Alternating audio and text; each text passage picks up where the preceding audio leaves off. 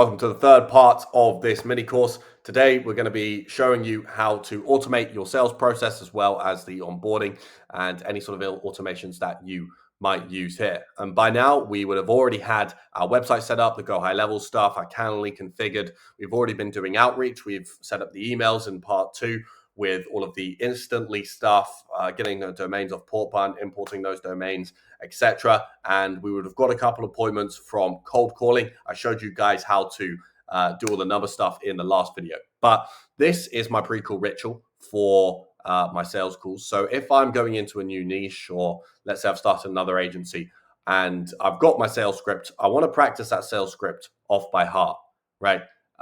It's really important that you do this because when you're pitching, it really brings that fluidity between the sentences. And let's say they ask you a question, you answer the question and you can easily dive back into the sales call. It doesn't really kind of disrupt the flow or the atmosphere at all.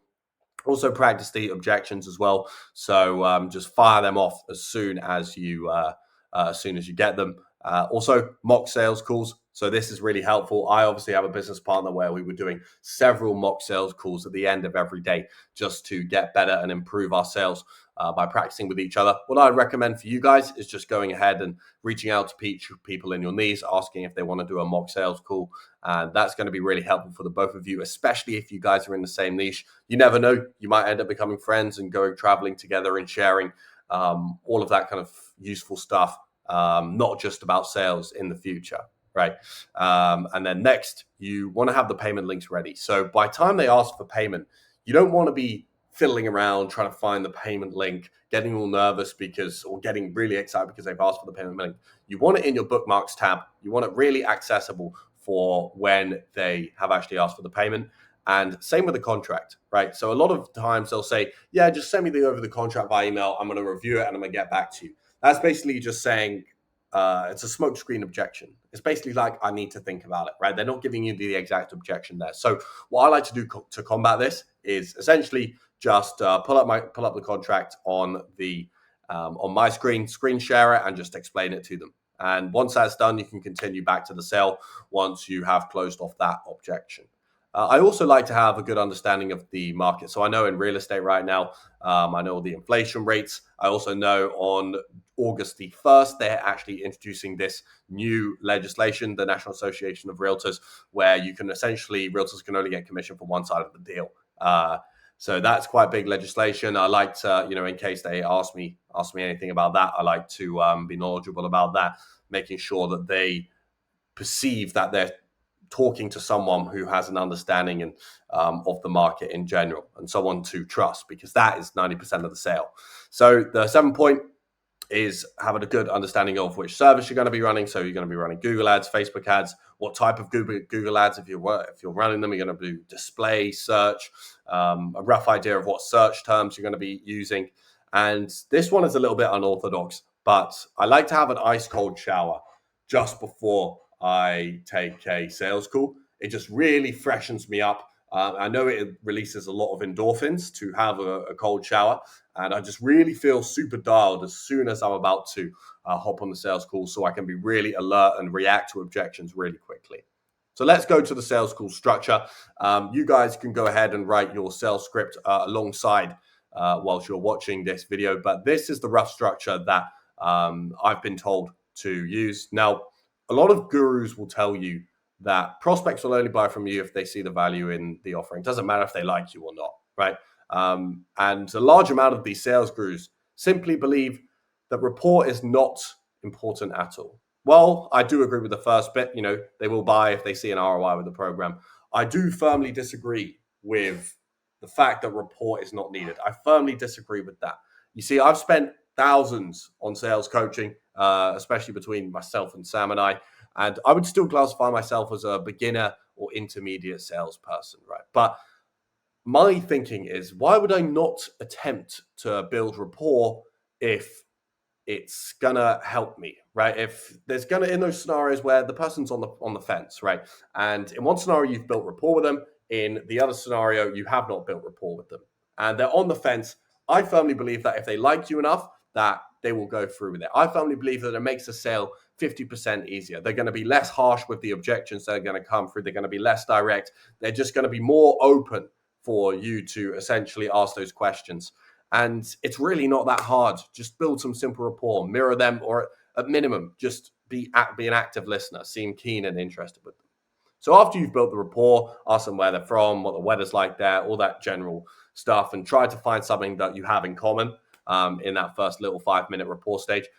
Go ahead to the discovery. Now, I feel the discovery often gets overlooked and neglected, and a lot of people just learn closing techniques. But I firmly believe this is probably the most important part of the call, because we've heard from these renowned closer institutions, and they really open their eyes to the power of discovery. They also believe that discovery is the most important part of the call, even more important than the close to some degree.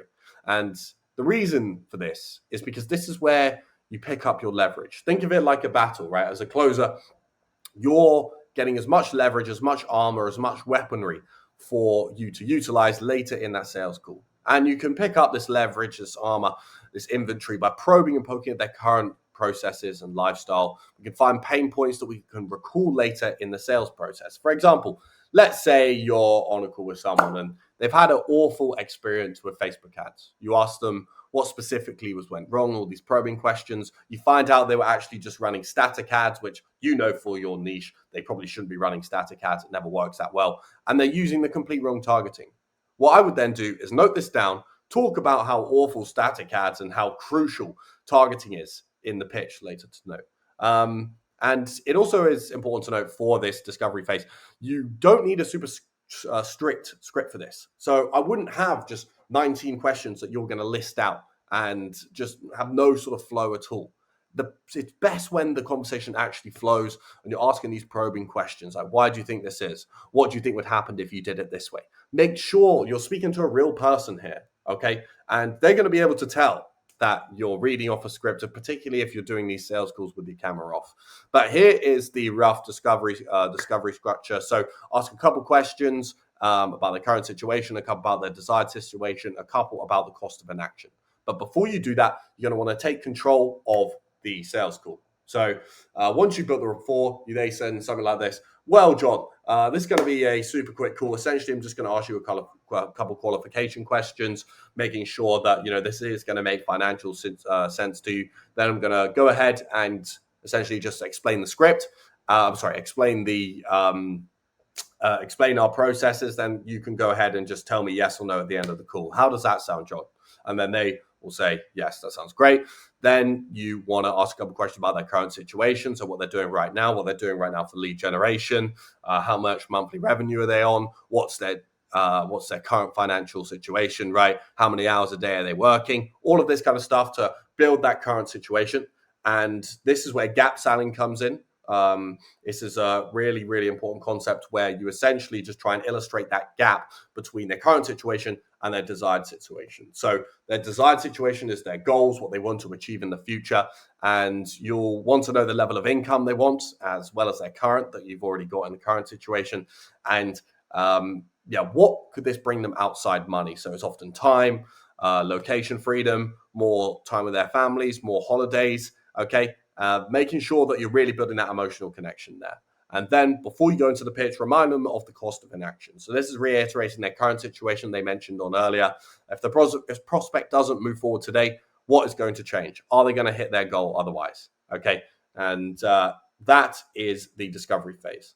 Then you're going to want to go ahead and go into the pitch. This is something that you're going to want to, make a structure of yourself.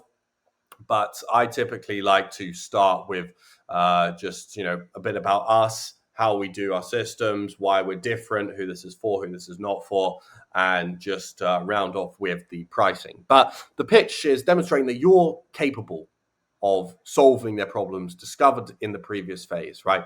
So that is all it is. They just want to know if they can trust you and if you're capable of solving their problems. They've got to believe that for them to purchase. Obviously, it does help if they like you, but that is, in essence, what the purchase will come down to. And things that are going to be able to demonstrate this is your knowledge of the industry, your knowledge of the system that you're going to actually implement for them to achieve results, your confidence in your ability to solve the problem. That's one of the biggest ones.